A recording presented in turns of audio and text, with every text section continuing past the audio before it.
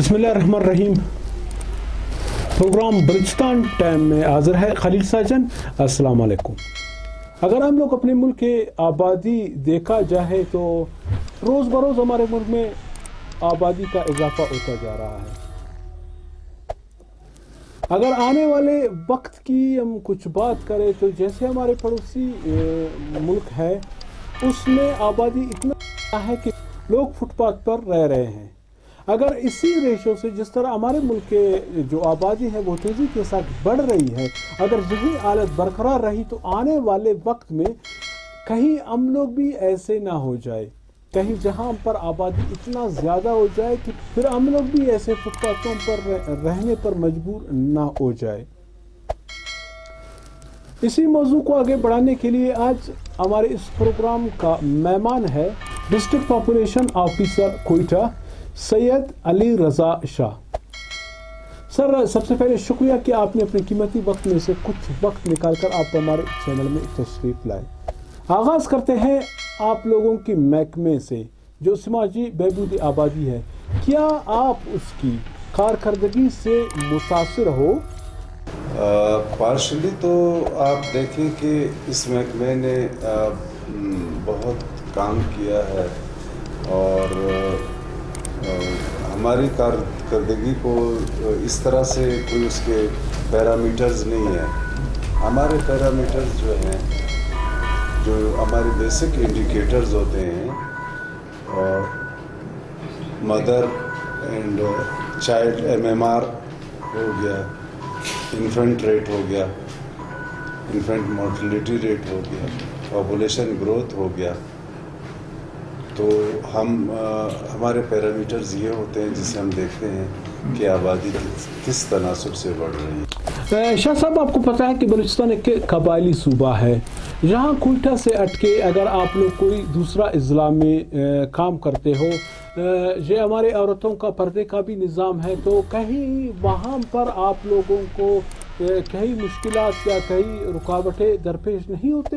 जी, आपको पता है उसकी दो वजूहत हैं। एक तो ये कि हमारे जो कबायली माशरा है, जो लोग पहाड़ों में और जो दूर दराज इलाकों में रहते हैं, जैसा आपका क्वेश्चन बहुत इम्पोर्टेंट क्वेश्चन है, वहाँ पर मुश्किलात एक तो ये है कि उन तक रसाई के लिए हमें मोबाइल सर्विस यूनिट इस्तेमाल करने पड़ते हैं, और दूसरा ये है कि उन इलाकों में चूँकि तालीम की कमी है और उसकी वजह से भी उनको इस प्रोग्राम में शामिल करना, उनको सेहत की सहूलियात माँ और बच्चा को बाहम पहुँचाने के लिए हमारे डॉक्टर्स की टीम और हमारे दूसरा जो स्टाफ है वो इन इलाकों में जाते हैं और वहाँ पर उनको ये सहूलतें फराहम करते हैं। अच्छा, तो इसका मतलब कि आजकल हमारे जो दही इलाके हैं, हमारे दूसरे अजला है, वहाँ पर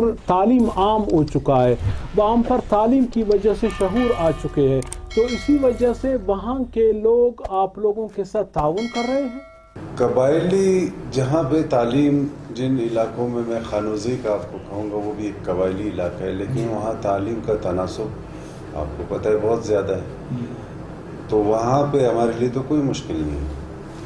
लेकिन जैसे हमारे जो दूर दराज के इलाके हैं वो कबायली, उनमें एक तो रसाई तक वहाँ मुश्किल काम है, और उसके लिए हमने यही तरीका अख्तियार किया है कि वहाँ के कबायली अमायदीन, उलमा और जो इलाके के नुमाइंदे हैं, जो मुंतखब नुमाइंदे हैं, उनसे यूनियन कौंसिल की सतह पर, देहात की सतह पर हम उनसे मुलाकात रखते हैं और उसको अपने प्रोग्राम के बारे में बताते हैं और उनसे मदद लेते हैं। शाह साहब, समाजी बहबूदी आबादी ज़ाहिर सी बात है ख़वातीन के लिए काम कर रहे हैं, तो आया आप क्या समझते हो कि ख़वातीन को इल्म या तालीम हासिल करना चाहिए? जी जी, बिल्कुल बिल्कुल। ख़वातीन के लिए तो तालीम इंतहाई लाजमी है, बल्कि UN के चार्टर के तहत हर मर्द और जन, हर बच्चे और बच्ची के लिए तालीम लाजमी करार दिया गया है। इसी तरह हमारे मज़हब में भी تعلیمی تربیت کو سب سے زیادہ اہمیت دی گئی ہے. اور بچی کی تعلیم کے بارے میں تو میں یہ کہوں گا، آپ ایک مرد کو پڑھاتے ہیں تو آپ نے ایک انسان کو پڑھایا، لیکن اگر آپ ایک بچی کو پڑھاتے ہیں تو آپ نے ایک خاندان کو، ایک کنبے کو پڑھایا.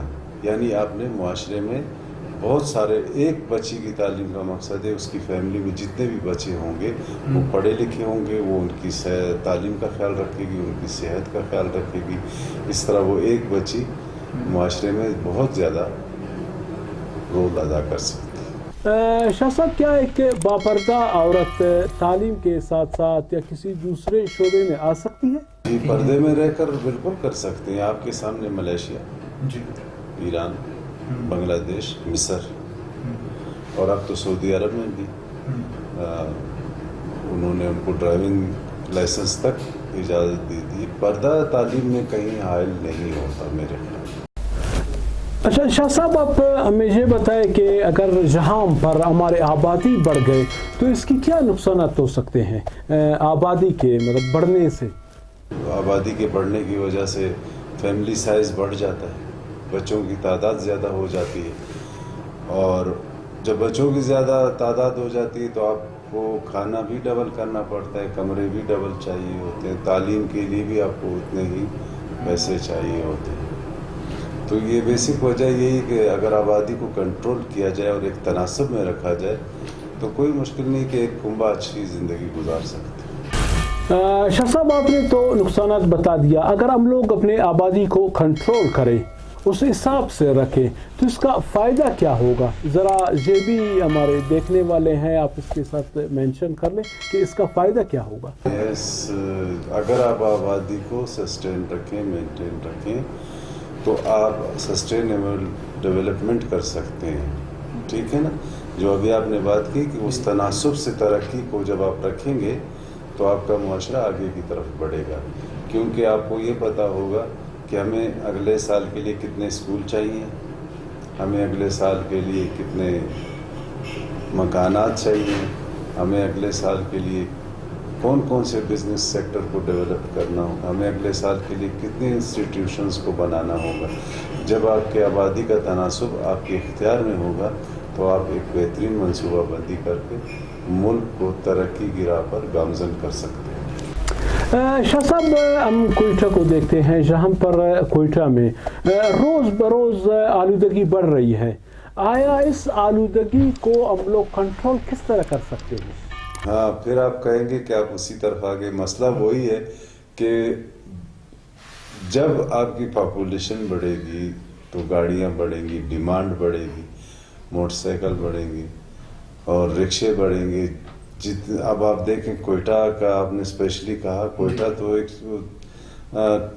ٹوٹلی آپ کو پتہ ہے 2500 اسکوائر کلومیٹر کا ایک چھوٹا سا شہر ہے جس کی آبادی 2.2 ملین، تقریباً 22 لاکھ سے تجاوز کر گئی ہے.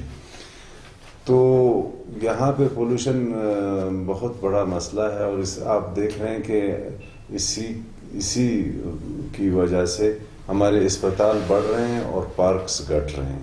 آپ کو ہر سڑک پہ 10 ہاسپٹل مل جائیں گے، لیکن آپ کو شہر میں 10 پارک نہیں ملیں گے، جس پہ کام کرنا بہت ضروری ہے. پولوشن تبھی ختم ہو سکتا ہے جب ہم ان عوامل پر قابو پائیں. شاہ صاحب، خاندانی منصوبہ بندی پر جہاں بلوچستان میں کس حد تک کام ہو رہا ہے؟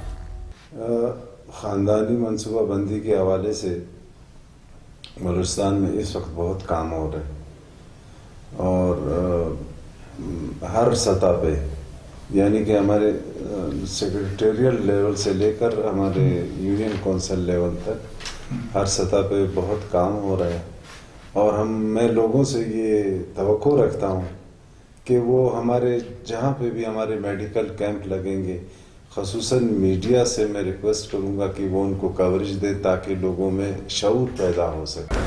شاہ صاحب، تعلیم یافتہ یا غیر تعلیم یافتہ خواتین کے لیے آپ کا کیا پیغام ہے؟ تعلیم یافتہ خواتین ہوں یا غیر تعلیم یافتہ خواتین، میرا خیال ہے کہ گھر کے بنانے میں دونوں کا ہی کردار ہوتا ہے. تو میری نظر میں یہ نہیں ہے کہ غیر تعلیم یافتہ خاتون جو ہے وہ گھر کو بہتر نہیں چلا سکتی، وہ بھی بہتر چلا سکتی ہے، مگر پڑھی لکھی خاتون قدر بہتر طریقے سے گھر کو چلاتی ہے. اس کو تمام اکنامکس کا پتہ ہوتا ہے، آمدن کتنی ہے اور ان کا ماہانہ خرچہ کتنا ہے. تو میرے خیال میں دونوں اس چیز کا بہت خیال رکھتے ہیں. شاہ صاحب آپ کا بہت بہت شکریہ کہ آپ نے اپنے قیمتی وقت میں سے کچھ وقت نکال کر یہاں پر ہمارے اسٹوڈیو میں آئے. آپ کا بہت بہت شکریہ. جی دوستو، آپ لوگوں نے گفتگو سنی سماجی بہبودی آبادی ڈسٹرکٹ کوئٹہ کے آفیسر سید علی رضا شاہ صاحب کی. انشاءاللہ عزیز زندگی اور صحت رہی، آنے والے وقت میں پھر ایسے کسی شخصیات کو لے کر اسٹوڈیو میں آ جائیں گے، اس کا گفتگو آپ لوگوں تک پہنچائیں گے. اس پروگرام تک کے لیے خلیل ساجن کو اجازت دیجیے. اللہ حافظ.